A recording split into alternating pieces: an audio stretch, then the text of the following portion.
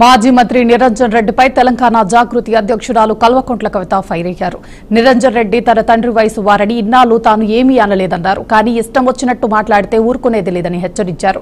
తనను ఉద్దేశించి పుచ్చువక్కాయ సచ్చువక్కాయ అని నిరంజన్ రెడ్డి మాట్లాడుతున్నారని, ఇంకోసారి తనపై పిచ్చి పిచ్చిగా మాట్లాడితే పుచ్చ లేచిపోతుందని ఘాటుగా హెచ్చరించారు.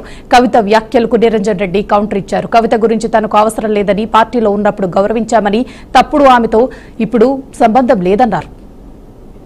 నిరంజన్ రెడ్డి గారి వల్ల వనపర్తి జిల్లాలో మళ్ళా బీఆర్ఎస్ పార్టీ జన్మలో కోలుకోలేని దెబ్బపడ్డది.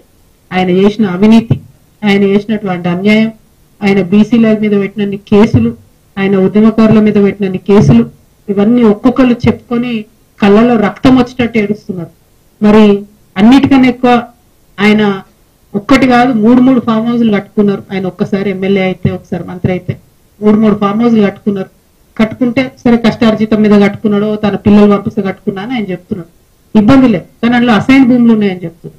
అందులో ఆర్డీఎస్ కోసం సేకరించినటువంటి భూములు ఉన్నాయని చెప్తున్నారు. మొత్తం కృష్ణా నది కంప్లీట్ గా ఒక కాలువ అంతా మీ ఫామ్ హౌస్ లకి వెళ్ళిపోతుందని చెప్తున్నారు. దాని మీద మరి ఎందుకు ఇప్పుడు కాంగ్రెస్ గవర్నమెంట్ ఎంక్వైరీ చేస్తలేదు? ఏం అండర్స్టాండింగ్ ఉన్నది? 101% మరి నిరంజన్ రెడ్డి గారు చేసినటువంటి అవినీతి కేసీఆర్ గారికి తెలియదా? లేకపోతే ఈ అవినీతి పైదాకా పోకుండా హరీష్ రావు గారు కాపాడినరా? ఈ అవినీతి పైన తెలిస్తే కేసీఆర్ గారు నిరంజన్ రెడ్డికి టికెట్ ఇవ్వరని చెప్పి కాపాడినరా? ఇప్పుడైతే మీడియా ద్వారా నేను కేసీఆర్ గారి దృష్టికి తీసుకెళ్తుంది. ఇక్కడ ఏ ఒక్క చిన్న పిల్లగాని కదిలిచ్చినా కూడా గొల్లుమని చెప్పి ఆయన అవినీతి గురించి చెప్తా ఉన్నారు. ఘోరాతి ఘోరమైన అరాచకాలు జరిగినాయి ఇక్కడ. ఇట్లాంటి నాయకుల్ని ప్రజల మీద రుద్దడం ఎందుకు? ఉద్యమకారులను ఇబ్బంది పెట్టడం ఎందుకు? పాలమూరు బిడ్డ కదులుతలేడు. మరి ఇటువంటి సందర్భంలో ఈ జిల్లాకు పర్యటనకు వచ్చినటువంటి కవిత గారు ప్రభుత్వాన్ని ఎత్తి చూపాల్సినటువంటి అంశాలు విస్మరించి ఏదో శుతిమెత్తగా ప్రభుత్వం దృష్టికి తెస్తున్నాం, విజ్ఞప్తి చేస్తున్నాం అనేది మాట్లాడి 2 ఏళ్లుగా కాంగ్రెస్ ప్రభుత్వాన్ని మేము నిలదీస్తా ఉంటే ఇదే రేవంత్ రెడ్డి గారు కాంగ్రెస్ పార్టీ నాయకులు ఏకవచన సంబోధనతోన కేసీఆర్ గారిని ఇష్టారీతిగా దుర్భాషలు ఆడుతా ఉంటే, అనగూడని మాటలు అంటుంటే, మరి అటువంటి అంశాల మీద ఏనాడు కూడా నోరు మెరుపన్నటువంటి కొంతమంది ఈరోజు నా మీద వచ్చి సభ్యతా సంస్కారం లేకుండా ఒక తండ్రి లాంటి వయసు ఉన్నటువంటి వ్యక్తిని పట్టుకొని ఇష్టారీతిగా తనకు తానుగా మాట్లాడేది.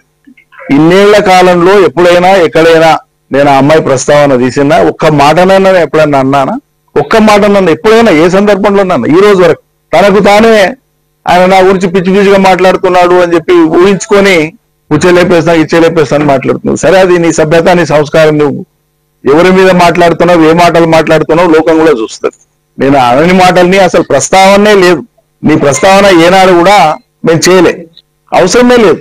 మొన్నటిదాకా మా పార్టీలో ప్రజాప్రతినిధివి, మా అధినాయకుడి కూతురువి, మాకు విభేదించిన అంశాలే లేవు గతంలో. ఎప్పుడు మా జిల్లా కాదు, కలిసి పనిచేసేది లేదు. ఏ సందర్భం ఎప్పుడు ఎక్కడ ఏది లేనిది ఊహించుకొని ఇక్కడికి వచ్చి నా మీద మాట్లాడడం ద్వారా సంతోషపడే వాళ్ళు